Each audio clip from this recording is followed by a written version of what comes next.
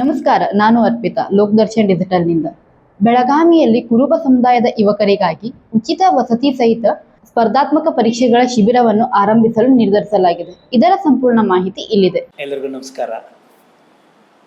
ಇದು Kanakashree charitable trust Bengaluru ಆಯೋಜನೆ ಮಾಡಿರ್ತಕ್ಕಂಥ ಪತ್ರಿಕಾಗೋಷ್ಠಿ.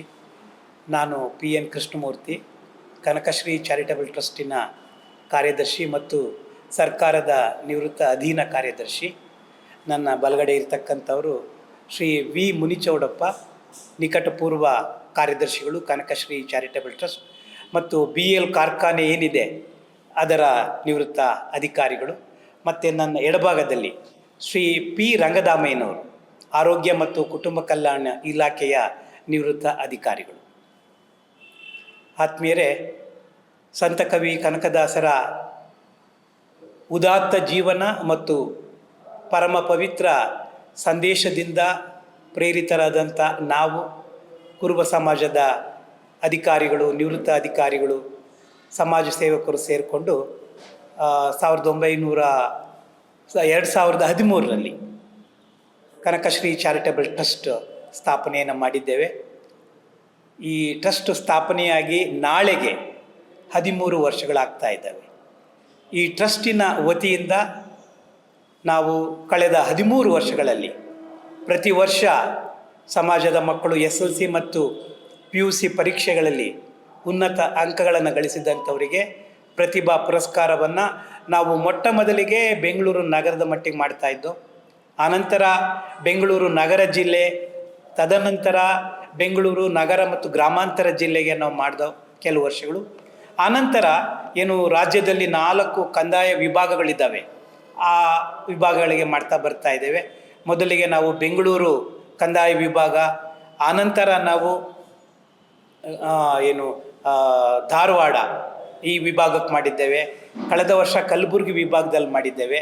ಈ ವರ್ಷ ಮೈಸೂರು ವಿಭಾಗದಲ್ಲಿ ನಾವು ಪ್ರತಿಭಾ ಪುರಸ್ಕಾರವನ್ನು ಮಾಡ್ತಾ ಬರ್ತಾ ಇದ್ದೇವೆ. ತದನಂತರ ಬಡ ವಿದ್ಯಾರ್ಥಿಗಳಿಗೆ ಸಹಾಯಧನವನ್ನು ನೀಡ್ತಾ ಬಂದಿದ್ದೇವೆ. ಸಮಾಜದಲ್ಲಿ ಒಂದು ವಿಶಿಷ್ಟ ಸೇವೆ ಅಥವಾ ಸಾಧನೆಯನ್ನು ಮಾಡಿದಂಥವ್ರಿಗೆ ಅಭಿನಂದನಾ ಕಾರ್ಯಕ್ರಮಗಳನ್ನು ಮತ್ತು ಸಮಾಜಕ್ಕಾಗಿ ಒಂದು ಗುರುತರವಾದಂಥ ಸೇವೆ ಮಾಡಿದವರಿಗೆ ಸನ್ಮಾನ ಕಾರ್ಯಕ್ರಮಗಳನ್ನು ಮಾಡ್ತಾ ನಾವು ಹುಟ್ಟಿ ಬಂದಂಥ ಒಂದು ಸಮಾಜಕ್ಕೆ ಒಂದು ಅಳಿಲು ಸೇವೆಯನ್ನು ಮಾಡ್ತಾ ಬಂದಿದ್ದೇವೆ. ತಮಗೆಲ್ಲ ಗೊತ್ತೇ ಇದೆ, ಇತ್ತೀಚಿನ ವರ್ಷಗಳಲ್ಲಿ ಸರ್ಕಾರದಲ್ಲಿ, ಅದು ರಾಜ್ಯ ಆಗಿರ್ಬೋದು, ಕೇಂದ್ರ ಆಗಿರ್ಬೋದು, ಯಾವುದೇ ಒಂದು ಹುದ್ದೆಗೆ ನೇಮಕ ಆಗ್ತಕ್ಕಂಥ ಸಂದರ್ಭಗಳಲ್ಲಿ ಅದು ಕಾಂಪಿಟೇಟಿವ್ ಎಕ್ಸಾಮ್ ಮೂಲಕನೇ ಆಗ್ತಾ ಇದೆ. ವಿಶೇಷವಾಗಿ ನಮ್ಮ ಕುರುಬ ಸಮಾಜದ ಮಕ್ಕಳು, ಅದರಲ್ಲೂ ನಿರ್ದಿಷ್ಟವಾಗಿ ನಮ್ಮ ಕಿತ್ತೂರು ಕರ್ನಾಟಕ ಆಗಲಿ, ಕಲ್ಯಾಣ ಕರ್ನಾಟಕದ ಮಕ್ಕಳು ಈ ಸ್ಪರ್ಧಾತ್ಮಕ ಪರೀಕ್ಷೆಗಳಲ್ಲಿ ಭಾಳ ಹಿಂದೆ ಇರ್ತಕ್ಕಂಥದ್ದನ್ನ ನಾವು ಮನಗಂಡು ಬೆಂಗಳೂರಿನಲ್ಲಿ ಇವರಿಗೆ ಉಚಿತವಾದಂಥ ಒಂದು ಕಾಂಪಿಟೇಟಿವ್ ಎಕ್ಸಾಮ್ಸ್ ಟ್ರೈನಿಂಗ್ ಕೋರ್ಸಸ್ ಮಾಡಬೇಕು ಅಂತ ನಿರ್ಣಯ ತಗೊಂಡಿದ್ದೇವೆ. ತಮಗೆಲ್ಲ ಗೊತ್ತೇ ಇದೆ, ಬೆಂಗಳೂರಿನಲ್ಲಿ ಇನ್ಸೈಟ್ IAS ಅನ್ನುವ ಒಂದು ಸಂಸ್ಥೆ ಇದೆ. ಇದು ಬೆಂಗಳೂರು ಅಷ್ಟೇ ಅಲ್ಲ, ಕರ್ನಾಟಕ ಅಷ್ಟೇ ಅಲ್ಲ, ಇತ್ತೀಚಿನ ವರ್ಷಗಳಲ್ಲಿ ಇಡೀ ದಕ್ಷಿಣ ಭಾರತದಲ್ಲಿ ಭಾಳ ಹೆಸರನ್ನು ಗಳಿಸಿರ್ತಕ್ಕಂಥದ್ದು. ಈ ಒಂದು ಸಂಸ್ಥೆಯಲ್ಲಿ UPSC ಮತ್ತು KPSC ಪರೀಕ್ಷೆಗಳಿಗೆ ತರಬೇತಿಯನ್ನು ಪಡೆದಂಥ ಎಲ್ಲ ಸಮುದಾಯದ ವಿದ್ಯಾರ್ಥಿಗಳು ಭಾಳಷ್ಟು ಜನ ದೊಡ್ಡ ಸಂಖ್ಯೆಯಲ್ಲಿ IAS ಆಗಿದ್ದಾರೆ, IPS ಆಗಿದ್ದಾರೆ, IFS ಆಗಿದ್ದಾರೆ, ಮತ್ತು ರಾಜ್ಯ ಸರ್ಕಾರದಲ್ಲಿ KAS ಆಫೀಸರ್ಸ್ ಆಗಿದ್ದಾರೆ, SP ಆಗಿದ್ದಾರೆ, DCP, DSP, ಈಗ ಅನೇಕ ಹುದ್ದೆಗಳಲ್ಲಿ ಅವರು ಕೆಲಸ ಮಾಡ್ತಾ ಇದ್ದಾರೆ.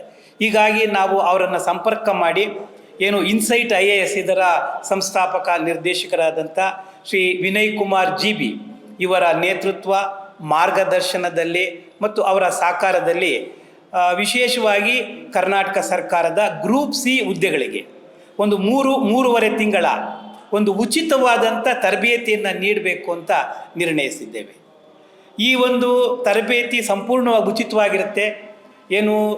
ಬೇರೆ ಜಿಲ್ಲೆಗಳಿಂದ ಬರ್ತಕ್ಕಂಥ ಮಕ್ಕಳಿಗೆ ಉಚಿತವಾದಂಥ ವಸತಿ ಇರುತ್ತೆ ಮತ್ತು ವಿಶಾಲವಾದಂಥ ಅತ್ಯಾಧುನಿಕವಾದಂಥ ನಾವು ಸ್ಟಡಿ ಸೆಂಟರ್ ಮಾಡಿದ್ದೇವೆ.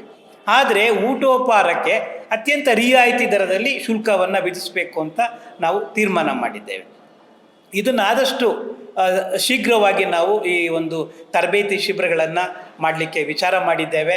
ಮತ್ತು ಭಾಳ ದೊಡ್ಡ ಒಂದು ಸಾಧನೆ ಏನೆಂದರೆ, ನಾವು ಕಳೆದ 2016ರಲ್ಲಿ ಬೆಂಗಳೂರಿನ ವಿಶ್ವೇಶ್ವರಯ್ಯ ಲೇಔಟಲ್ಲಿ ಸುಮಾರು 16,000 ಸ್ಕ್ವೇರ್ ಫೀಟ್ ಒಂದು ನಿವೇಶನವನ್ನು ಖರೀದಿ ಮಾಡಿ ಇಲ್ಲಿ 2 ಸಮುದಾಯ ಭವನಗಳನ್ನು ಮಾಡಿದ್ದೇವೆ. ಈ ಸಮುದಾಯ ಭವನವನ್ನು ಸಮಾಜದ ಎಲ್ಲ ಹಿಂದುಳಿದ ವರ್ಗದಗೆ, ದಲಿತರಿಗೆ, ಅಲ್ಪಸಂಖ್ಯಾತರಿಗೆ ನೀಡ್ತಾ ಬಂದಿದ್ದೇವೆ. ಇಲ್ಲಿ ಕೌಟುಂಬಿಕ ಕಾರ್ಯಗಳಾಗ್ತಾ ಇದ್ದಾವೆ, ಸಾಮಾಜಿಕ ಕಾರ್ಯಗಳಾಗ್ತಾ ಇದ್ದಾವೆ, ಧಾರ್ಮಿಕ ಕಾರ್ಯಗಳಾಗ್ತಾ ಇದ್ದಾವೆ. ಅತ್ಯಂತ ನ್ಯಾಯಯುತವಾದಂಥ ಕಡಿಮೆ ಬೆಲೆ ಕೊಡ್ತಾ ಇದ್ದೇವೆ. ಇದರ ಮೇಲ್ಗಡೆ ಈಗಾಗಲೇ ಒಂದು ವಿದ್ಯಾರ್ಥಿ ನಿಲಯ ಇದೆ. ಸುಮಾರು 70 ಮಂದಿ ವಿದ್ಯಾರ್ಥಿಗಳು ಅಲ್ಲಿ ಈಗ ಆ ವಿದ್ಯಾರ್ಥಿ ನಿಲಯದಲ್ಲಿ ಬೆಂಗಳೂರಿನಲ್ಲಿ ಕಾಂಪಿಟೇಟಿವ್ ಎಕ್ಸಾಮ್ಸ್ಗೆ ಬಂದು ಅಲ್ಲಿ ಉಳ್ಕೊಂಡು ಅಭ್ಯಾಸವನ್ನು ಮಾಡ್ತಾ ಇದ್ದೇವೆ. ಏನು ವಸತಿ ಮತ್ತು ಏನು ಸ್ಟಡಿ ಸೆಂಟರ್ನ ಉಚಿತವಾಗಿ ಕೊಟ್ಟಿದ್ದೇವೆ ಮತ್ತು ಊಟೋಪಹಾರವನ್ನು ಅತ್ಯಂತ ಕಡಿಮೆ ಬೆಲೆಯಲ್ಲಿ ನಾವು ಒದಗಿಸ್ತಾ ಇದ್ದೇವೆ. ಈ ಹಿನ್ನೆಲೆಯಲ್ಲಿ ಯಾಕೆ ಒಂದು ಕಾಂಪಿಟೇಟಿವ್ ಟ್ರೈನಿಂಗ್ ಕ್ಲಾಸಸ್ನ ಎಕ್ಸಾಮಿನೇಷನ್ಗೆ ಟ್ರೈನಿಂಗ್ ಕ್ಲಾಸಸ್ನ ಮಾಡಬಾರ್ದು ಅಂತ ಈ ಒಂದು ನಾವೊಂದು ಕೆಲಸಕ್ಕೆ ಕೈ ಇಟ್ಟಿದ್ದೇವೆ. ವಿಶೇಷವಾಗಿ ನಾವು ಹೆಚ್ಚಿನ ಸಂಖ್ಯೆಯಲ್ಲಿ ನಮ್ಮ ಕಲ್ಯಾಣ ಕರ್ನಾಟಕ ಮತ್ತು ಕಿತ್ತೂರು ಕರ್ನಾಟಕದ ಮಕ್ಕಳನ್ನು ನಿರೀಕ್ಷೆ ಮಾಡ್ತಾ ಇದ್ದೇವೆ. ಅವರೆಲ್ಲ ಬಂದು ಇದ್ರ ಸದುಪಯೋಗ ಮಾಡಬೇಕು ಅನ್ನೋದು ನಮ್ಮ ಉದ್ದೇಶ ಇದೆ. ದಯಮಾಡಿ ತಮ್ಮ ಪತ್ರಿಕೆಗಳಲ್ಲಿ ಇದನ್ನು ಪ್ರಚಾರ ಮಾಡಿ ಹೆಚ್ಚಿನ ಸಂಖ್ಯೆಯಲ್ಲಿ ಈ ಒಂದು ನಮ್ಮ ಸಮುದಾಯದ ಮಕ್ಕಳು ಅದರ ಲಾಭ ಪಡಿಬೇಕು ಅಂತ ಇದೆ. ಮತ್ತು ವಿಶೇಷವಾಗಿ ಇದು ಹಾಲು ಮತ ಅಥವಾ ಕುರುಬ ಸಮಾಜಕ್ಕೆ ಸೀಮಿತವಾಗಿಲ್ಲ, ಬೇರೆ ವರ್ಗದ ಮಕ್ಕಳಿಗೂ ನಾವು ಒಂದು ಗಣನೀಯ ಪ್ರಮಾಣದ ಅವಕಾಶಗಳನ್ನು ಕೊಡ್ತೇವೆ.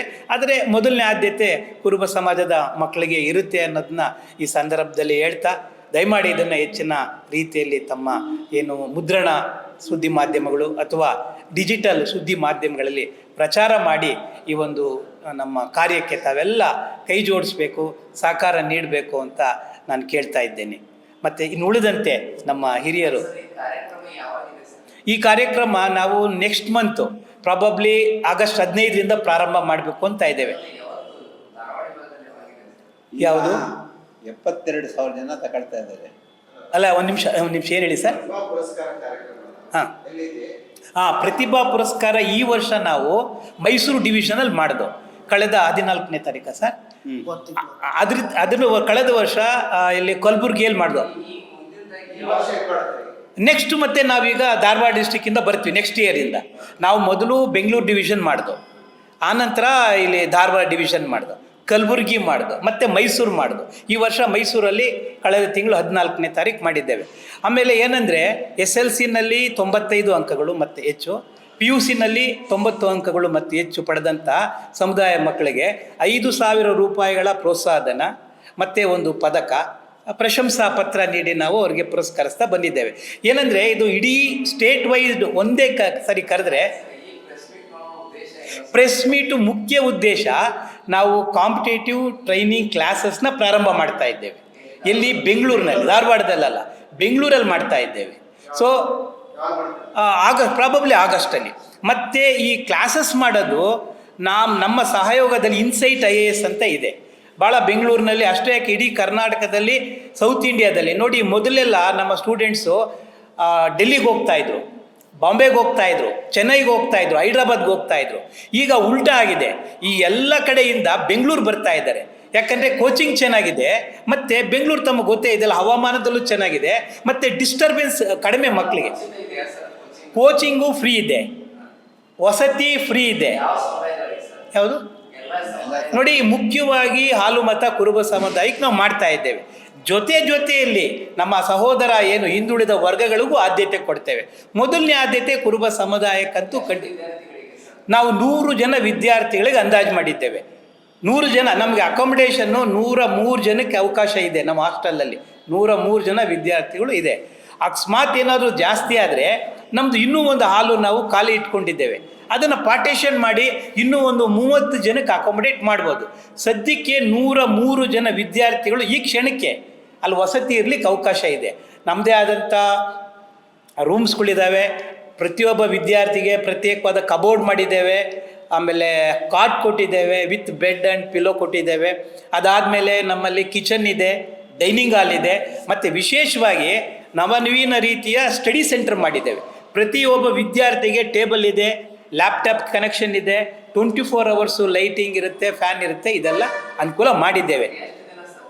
ಇದು 3ರಿಂದ 3.5 ತಿಂಗಳು ಇದು ನಡೆಯೋದು ಬೆಂಗಳೂರಿನ ವಿಶ್ವೇಶ್ವರಯ್ಯ ಲೇಔಟಲ್ಲಿ ಕನಕ ಸಂಕೀರ್ಣ ಅಂತ ನಮ್ಮದೇ ಕಟ್ಟಡ ಇದೆ.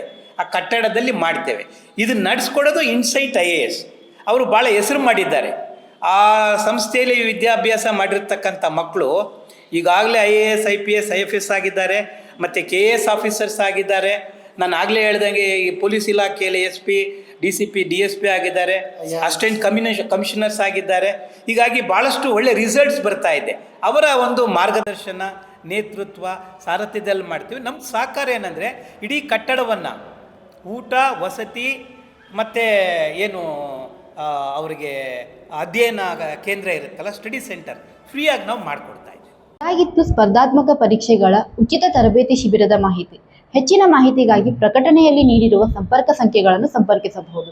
ಇದೇ ರೀತಿ ಹೆಚ್ಚಿನ ಸುದ್ದಿಗಳಿಗಾಗಿ ನೋಡ್ತಾ ಇರಿ ಲೋಕದರ್ಶನ್ ಡಿಜಿಟಲ್.